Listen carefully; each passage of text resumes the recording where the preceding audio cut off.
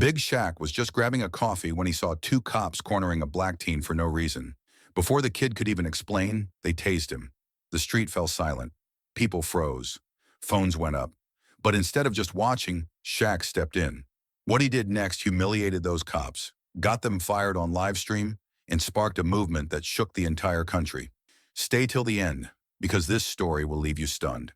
Wait, before we go any further, I gotta ask, where are you watching from? Drop it in the comments and don't forget to subscribe. The late afternoon sun cast a golden glow over the neighborhood, painting an image of normalcy. Kids laughed as they raced each other down the sidewalk. An elderly man lounged on his porch sipping iced tea, and families wandered in and out of small shops lining the street. It was the kind of peaceful day where nothing was supposed to go wrong. But in the middle of it all, 16-year-old Malik didn't notice the danger creeping up behind him. Dribbling his worn-out basketball, Malik walked home from practice, sweat still clinging to his forehead.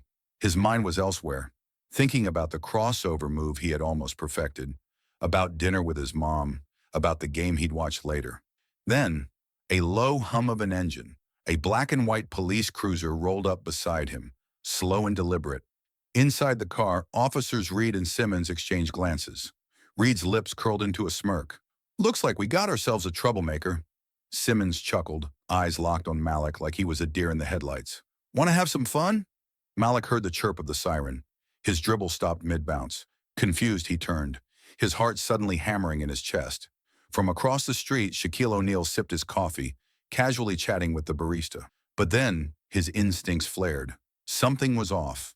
The air had shifted. Shaq's gaze snapped toward the street, locking onto the scene unfolding before him. Malik standing still, his grip tightening around his basketball.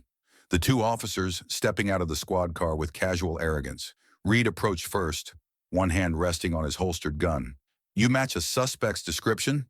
His voice was smooth, almost amused. "Hands where we can see 'em." Malik's throat went dry. Did I do something wrong?" His voice was steady, but Shaq could hear the thin layer of fear. Simmons exhaled dramatically, shaking his head like he was already bored. "Yeah, this one's taking too long," he muttered. Then, without warning, he pulled out his taser and fired.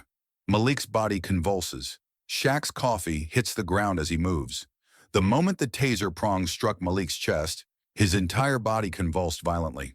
A surge of electricity ripped through him, locking up his muscles and stealing the air from his lungs. His knees buckled as his hands twitched uncontrollably.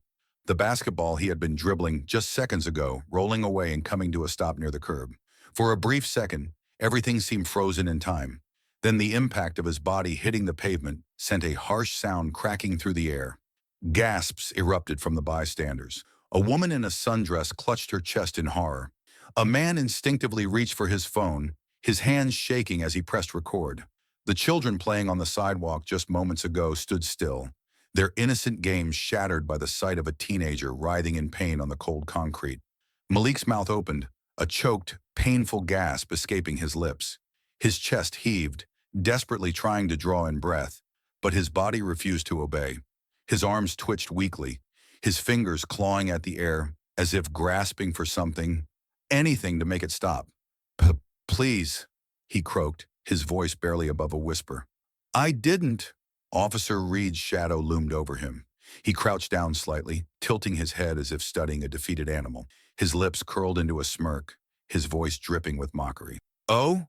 What was that?" he taunted, as if Malik's suffering was nothing more than a joke. Behind him, Simmons chuckled, shaking his head with amusement. "Yeah, looks like resisting arrest to me."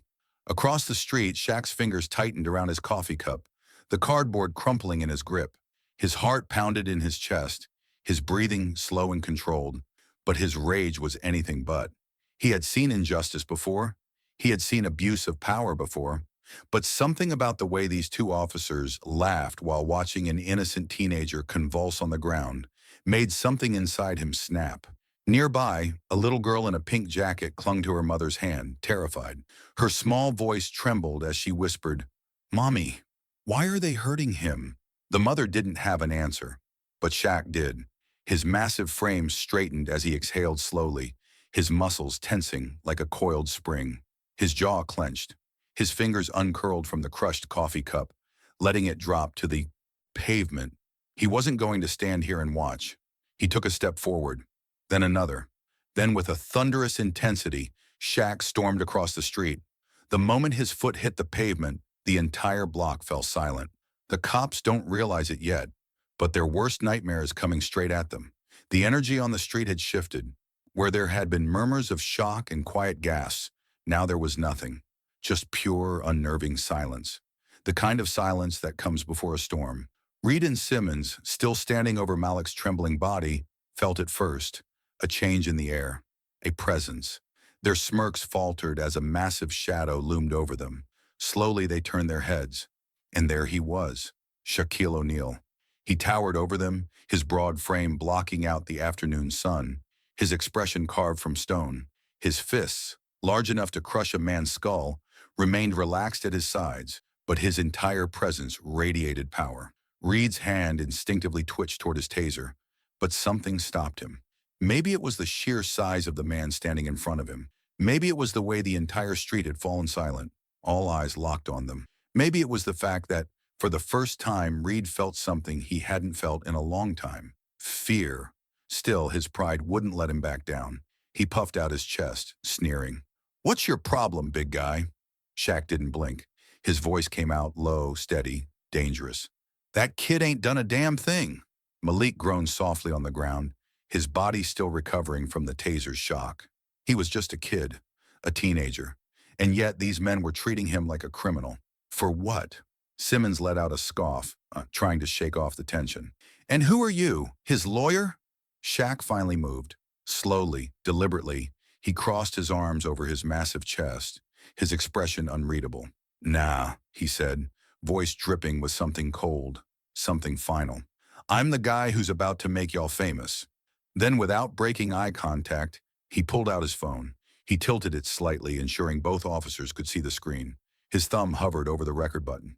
Smile for the camera. The moment that would change everything was now being broadcast live.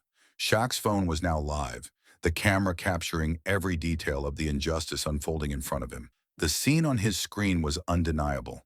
A teenage boy, barely conscious, lying on the pavement while two uniformed officers stood over him, their faces flickering between arrogance and growing unease. The tension in the air had shifted, and they could feel it. Shaq's voice, deep and commanding, broke the silence as he slowly panned the camera to the officers. "Ladies and gentlemen, y'all seeing this? Two cops just tased an innocent kid." His words were deliberate, heavy with meaning. The crowd around him, which had started as a few onlookers, was now growing by the second.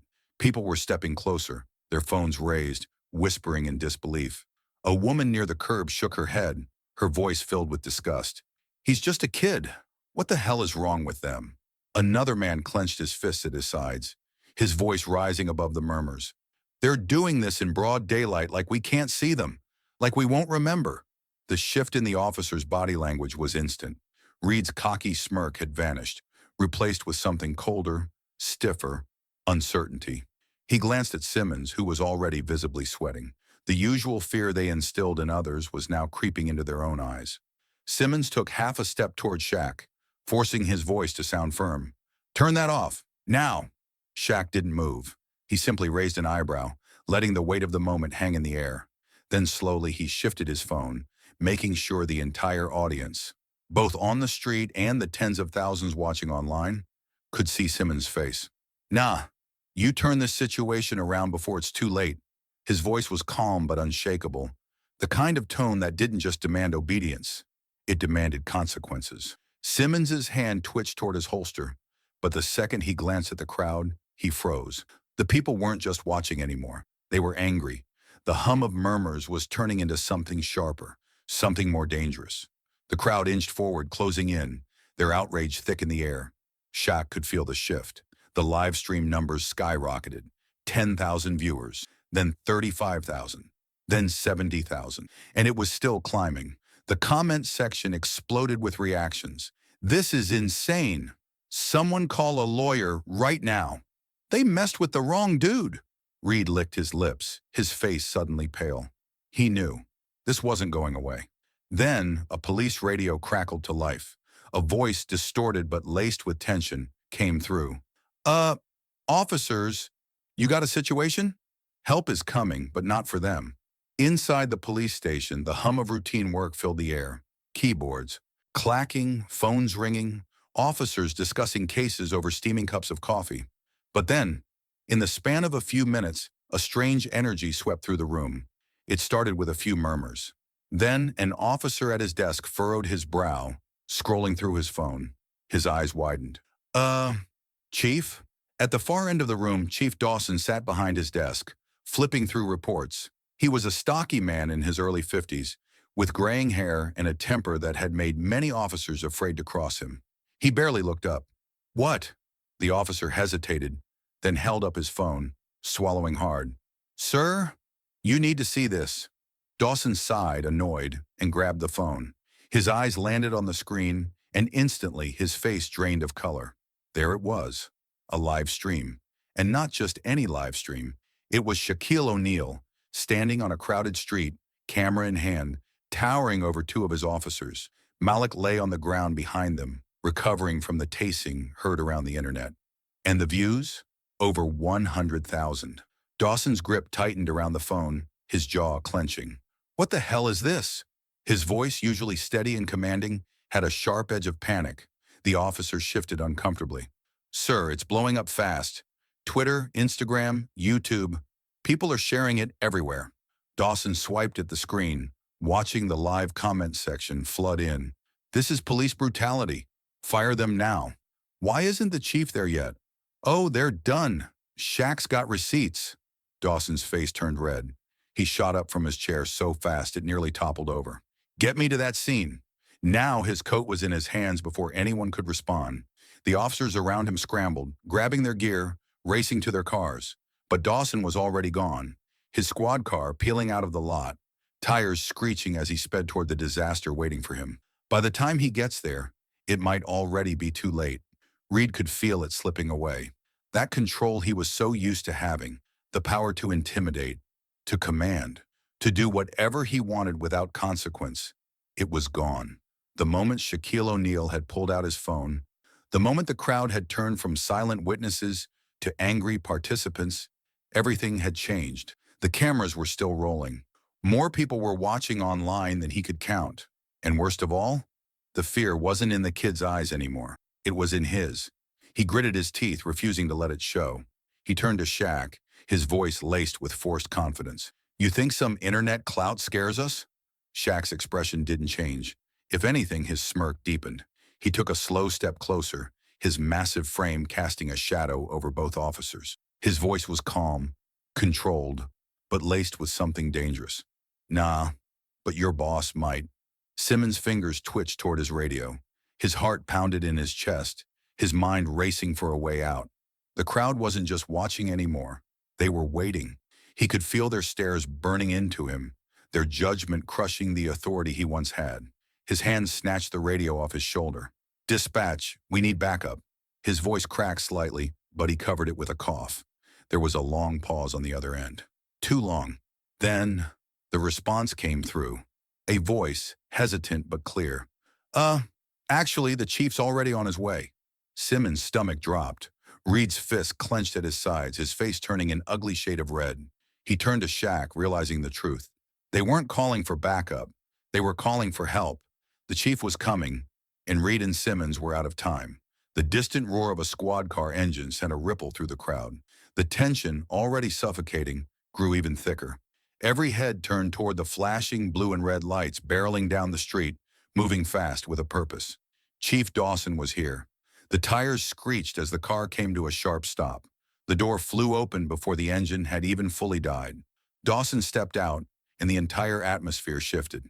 The man was built like a battering ram, broad shoulders, thick arms, and a presence that had made lesser men crumble.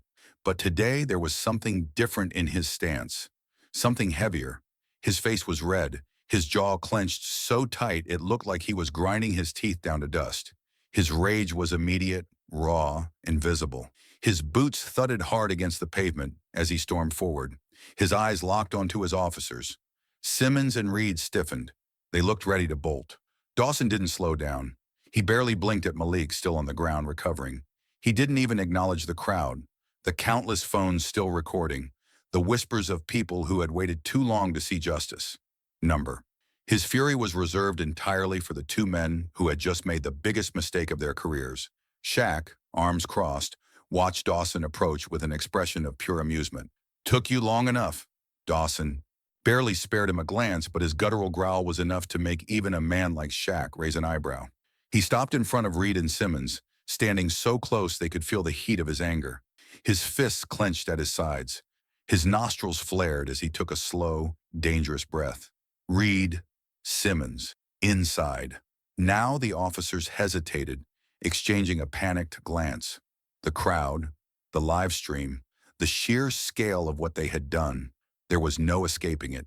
They knew the moment they stepped inside that building, it was over. Still, their feet remained planted to the ground, as if staying put could somehow delay the inevitable. Dawson saw the hesitation. His fury boiled over. His voice cut through the air like a thunderclap. "I said now!" The walls were closing in. Would they fight back or go quietly? Chief Dawson had been in law enforcement for decades. He had dealt with riots, high-profile arrests, and media frenzies, but nothing compared to the pressure he was feeling right now. The air around him was thick with expectation, the weight of thousands, no, millions, of eyes locked onto him through phone screens, waiting for his next move. His officers had already lost control of the situation, and now the entire department's reputation hung in the balance. The angry murmurs of the crowd hadn't died down, and the relentless red recording lights from dozens of phones made it clear. There was no hiding from this moment. Dawson let out a slow, frustrated sigh, pinching the bridge of his nose. His patience was thin, his authority was being questioned, and standing across from him was Shaquille O'Neal, an immovable force both physically and morally. "Look," Dawson muttered, his voice measured but strained. "I'll handle it." He wasn't sure if he was trying to convince Shaq, the crowd, or himself, but he needed this to end before it spiraled further out of his control. Shaq's expression didn't change. His arms remained folded, his stance solid as a mountain. He was not interested in half measures. "That ain't enough," Shaq said, his deep voice carrying a quiet authority that made Dawson's stomach twist. "Fire them." Dawson's jaw tensed, his fists clenching at his sides. He hated being backed into a corner, especially in public. He had spent years playing politics in this town, keeping things under wraps, making sure nothing ever escalated beyond his control. But this was beyond damage control. "Shaq, I can't just—" Before he could finish, Shaq lifted his phone and flipped the screen toward him. Dawson's words caught in his throat as he looked down at the reality staring back at him. 5.2 million live viewers. A tidal wave of comments flooding in by the second. Hashtags trending across multiple platforms. "Justice for Malik? He fire them now." Shaq did what the system wouldn't. Dawson's breath hitched slightly. This wasn't just a small-town controversy anymore. This was national. He could already picture the headlines, the lawsuits, the protests, the phone call from the mayor demanding to know why his department had become the center of a national scandal. Shaq smirked slightly, tilting his head, waiting. 5 million people disagree, he said, his voice calm, confident, like he already knew how this was going to end. Dawson swallowed hard. The fight was over, and they both knew it. The only choice left was how much more damage he was willing to take before accepting it. Reed and Simmons stood frozen behind him, their faces drained of all color. They had been untouchable for so long, but now they could feel it. The end was here. Dawson exhaled through his nose, his pride still warring with the reality of the situation, but it was over. "Fine," he said, the word bitter in his mouth. He turned toward his officers, his voice colder than it had ever been. "They're done." But would they accept their fate without a fight? The moment the words left Chief Dawson's mouth, the world seemed to freeze. "Both of you, badge and gun, now!" A sharp gasp rippled through the crowd. People leaned in, phones still recording, waiting to see if this was really happening. The weight of the decision hung heavy in the air, the kind of moment that couldn't be undone.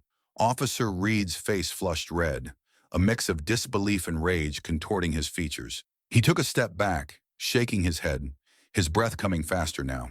"You can't be serious," he sputtered, his voice cracking slightly. His entire career, his power, his authority, his untouchable status, was slipping through his fingers like sand. Dawson's expression was stone cold. "Don't make me say it again." Simmons stood beside Reed, his hands twitching at his sides. His mouth opened, then closed as if searching for the right words to talk his way out of this. But there was nothing he could say. The evidence was right there, broadcasted to millions. And then, Shaq took a step forward. The towering man stood directly in front of them, his presence alone enough to make their breath hitch. His arms remained folded, but the intensity in his eyes made it clear. This wasn't up for debate. A slow grin spread across his face. Dead serious.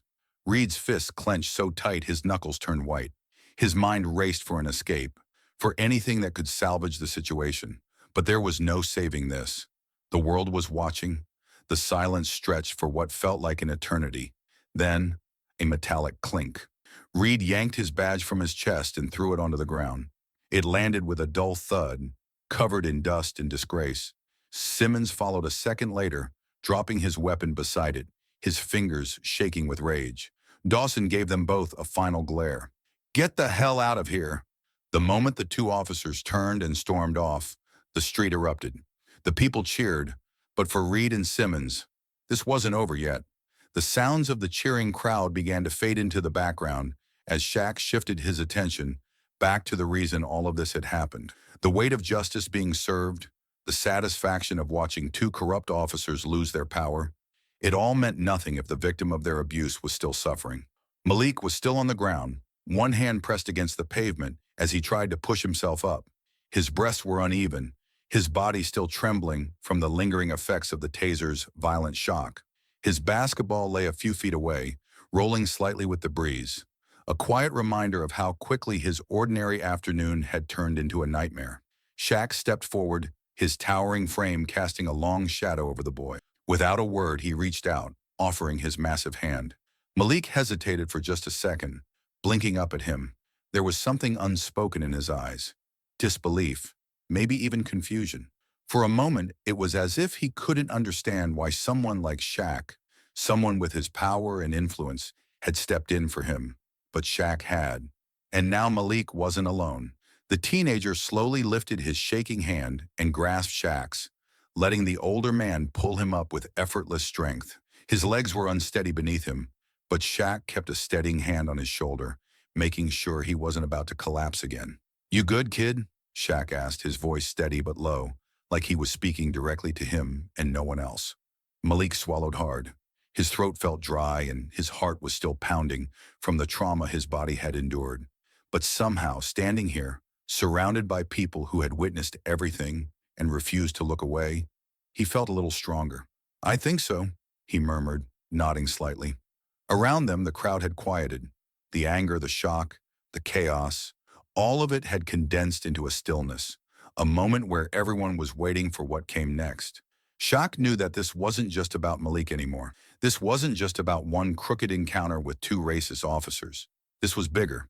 He turned to the crowd, to the rows of raised phones and expectant faces. His eyes swept over them, locking onto the ones who had stood frozen before, too scared to step in. They weren't scared anymore. They were awake. Shaq took a deep breath before speaking, his voice cutting through the silence with a sense of finality. "We ain't letting this happen again." The words hung in the air, heavy with a promise. A murmur spread through the crowd. People exchanged glances, nodding in agreement. What had started as just another tragic, unjust moment had now become something else entirely. Malik, still catching his breath, glanced up at Shaq, his voice barely above a whisper. "What now?" Shaq didn't answer right away. Instead, he let a small smirk tug at the corner of his lips, his expression filled with something unshakable, something powerful. "Watch. Whatever Shaq does next, it's about to change everything." The ripple effect was instant and unstoppable. What had started as a single moment on a quiet street was now blazing across every social media platform, news outlet, and television screen in the country. Shaq's live stream, already viral within minutes, had exploded into a full-blown movement. News anchors sat stiffly in their chairs, their voices grave as they replayed the footage over and over again. Breaking news. NBA legend Shaquille O'Neal confronts police officers in shocking viral video. Nation outraged as video shows an innocent black teen being tased by law enforcement. Investigations are now underway. Public officials under pressure as protests erupt across multiple cities following Shaq's confrontation with corrupt officers. Shaq's face was everywhere. His words, "We ain't letting this happen again," had been turned into hashtags, into signs held by protesters, into headlines demanding action. Celebrities, politicians, and activists took to social media, amplifying the outrage. LeBron James tweeted, "Shaq did what too many of us wish we could. Protect our people. This has to stop. Justice for Malik." Rapper Kendrick Lamar posted, "This ain't new, but they messed with the wrong one this time. Shaq turned the lights on. Now we all watching?" Even the governor of the state, who had initially remained silent, was forced to respond. At a hastily arranged press conference, he adjusted his tie nervously as reporters bombarded him with questions. "Governor, do you support the investigation into this incident?" He cleared his throat, his hands clasped tightly together on the podium. "Yes, we are now launching a full review into the department's policies and procedures." For the first time in years, change wasn't just being promised, it was being demanded. The town's mayor, red-faced and visibly shaken, appeared on live television that night, stumbling through an official apology. "We deeply regret the events that transpired and assure our community that we will be taking swift action to prevent this from happening again. But for all the noise, the press, and the political scrambling, one moment mattered most." Later that evening, outside Malik's home, his mother stood trembling in the doorway. Her eyes, swollen from tears, locked onto the towering figure standing before her. She didn't have words at first.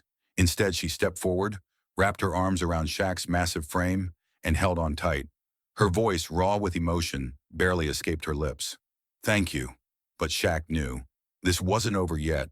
The fall from power had been swift and merciless. Months had passed since that fateful day when officers Reed and Simmons had humiliated themselves in front of the world. Their faces, once symbols of unchecked authority, had become warnings, a lesson in what happens when corruption meets the wrong opponent. They were no longer officers, no badges, no guns, no power. But worse than losing their jobs was the fact that no one would hire them. Simmons sat hunched over a diner table, gripping a cup of coffee that had long since gone cold. Across from him, Reed glared at the newspaper in his hands. The headline on the front page still made his stomach turn. "Shaq's movement continues. Police reforms sweep the nation." Reed slammed the paper down. "This is bullshit," Simmons sighed, rubbing his temples. "We just need a fresh start. Somewhere people don't." The ring of the gas station door chime interrupted him. Reed looked up as a store clerk handed him a job application. "We're short-staffed," the kid said, barely looking at him. "Fill this out if you want work." Reed snatched the paper, muttering under his breath.